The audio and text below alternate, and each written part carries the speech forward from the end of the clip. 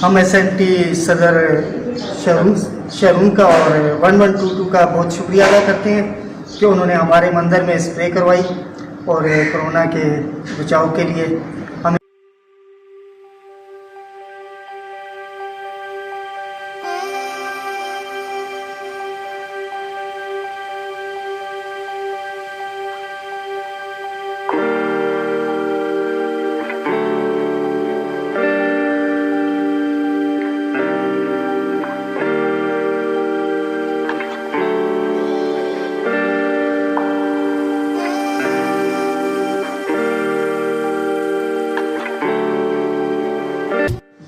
SNT तंजीम जो है ये सिर्फ